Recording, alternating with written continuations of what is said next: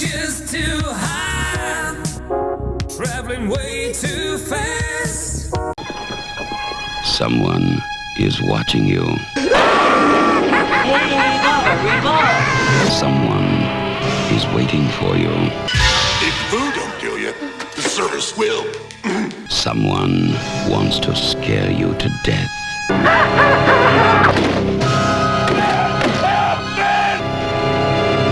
You won't be coming home. Trick or treat, bitches, with Kung Fu Hot Dog.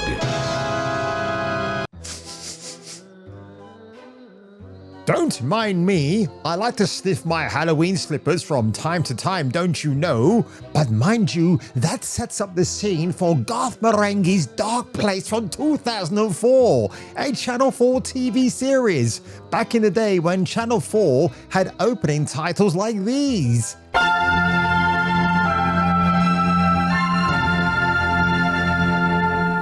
And now they go from that to artsy-fartsy shit like this. What's going on? The event, here on 4. But Garth Marenghi's Darkplace, a 6-part mini-series, starred Matthew Holness, not related to Bob, May I Have a Pee Please Holness from Blockbusters, that TV show for students back in the day. Can I have a pee, please, Bob? Well, of course, already, please. Or R.I.P. Mr. Bob Holness, and this Holness, Matthew, plays Dr. Rich Douglas, or Rick Douglas even, a doctor at the Darkplace, which is a mental/hospitalized institution somewhere in London. Oh, that dramatic music almost turned me on. And he's joined by co-creator of the show, a stage show as well, Richard Ayoade, who plays Dick Lerner, also known as Thornton Reed. Or is that Thornton Lerner and Dick Reed? I have no idea what I'm talking about. Here is Dean Lerner playing Thornton Reed, not putting on an act. Also joining him is Alice Lowe, who plays Dr. Liz Asher, also masquerading as Madeline Wall. I have no idea why this casting even exists, but it does.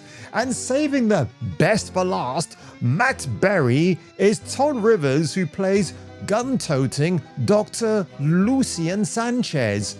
So we have our motley crew of inept doctors who go about their daily duties in this crazy ward of a hospital. But I might want to rewind it back slightly, folks, just like Craig David, and talk about how each episode began, which was with Garth Marenghi sat at his desk reading his latest novella and then proceeding to walk down some stairs into the vault of terror and horror, where he pulls out a VHS videotape and was about to announce to you, the viewer, that this was the episode that you were going to watch. Now, if you want a better and clearer picture of what each episode was meant to be, it's a pastiche, a parody of bad 80s television. Yes, I'm talking to you, Blake 7. Yes, I'm talking to you, Neighbours.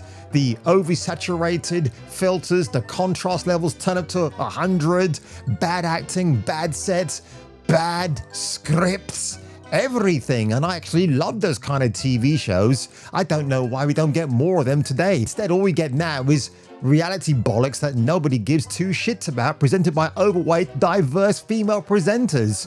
And then again, can we even call them female? But back to Garth Marenghi's Darkplace, folks, because honestly, this show is absolutely a quiet riot, just like one of my favorite bands.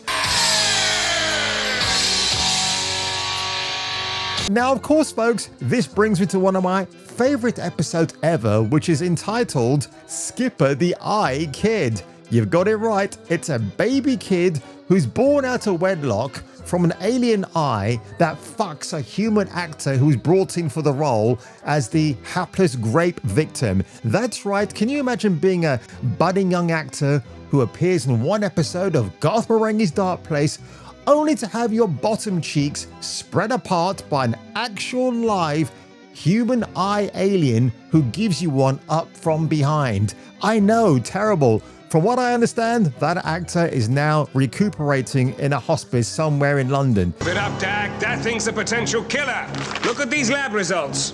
Another episode involves the cast drinking intoxicating green water, turning them into their funky gibbons. Green, for some reason, is a very dominant color here, where broccoli takes over the world. And in fact, at one stage, London is asked to apologize to Scotland, the good people of Scotland, about the broccoli outbreak. Now, if you look at the Darkplace as a geographical landmark, it's somewhere in London, but in the realms of surreal comedy, it just takes 5 minutes to walk from there to the borders of Scotland, and you can have a bit of a wee conversation with them. I know this series absolutely has lost its mind, and for that reason, I absolutely love it. It looked bad. It looked like I was going to have to spend the night in Glasgow. Jesus Christ. In fact, the first episode, which my mum sat down and watched with me, had so much bloodletting and silly special effects, it didn't actually put the old dear off. In fact, she had to ask me, "What on earth are you watching, son? This looks... well, I don't know how it looks." And that's a perfectly timed response from my dear old mother, because this episode even went as far as killing a patient, burying the patient, and then the patient rises from the dead like a George Romero zombie at the end. Absolutely hilarious. But I've got to say, when it comes to the absolute MVPs of the show, it's got to go to Matt Berry and Richard Ayoade. These two play off each other so well. No wonder they were reunited in the IT crowd a few years later. But honestly, when you have such a standout moment where you've got Matt Berry, an accomplished singer by the way, sat at a bar singing away in a sort of a send-up of Human League's Don't You Want Me Baby, to be joined by the Murray head baritones of Richard Ayoade, who also lends a bit of a rap, if you don't mind, to the proceedings. It's a rather surreal scene to behold. To get away, can't take it no more. Man, you don't need this, leave her at the door. The door. And very skillfully done. But by the way, folks, I couldn't leave here without showing you the DVD itself of Garth Marenghi's Darkplace. Honestly, don't expect this baby to get the Blu-ray treatment anytime. It's a cold show. It's quite kittish. It's quite, well, what can I say? Out of its depth sometimes, but that's what works for it. And then you got the cast and the crew at the back here. When I first saw this, I wasn't quite sure what to expect, but honestly, all the profile pictures all against a yellow backdrop, I suspect that's going to be what my thumbnail looks like too. And all the intentional glitches, all the mis-edits in the episode makes this series worth coming back to, especially when you see Richard Ayoade doing a faux American accent, strutting around like Samuel L. Jackson and being more badass than that American actor can ever be in his lifetime.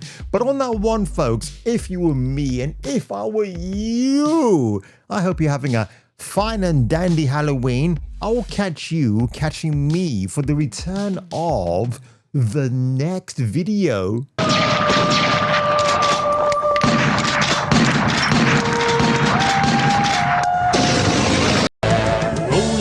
Dallas, my rules provide my palace, and off to New Orleans or who knows where. Places new and ladies too.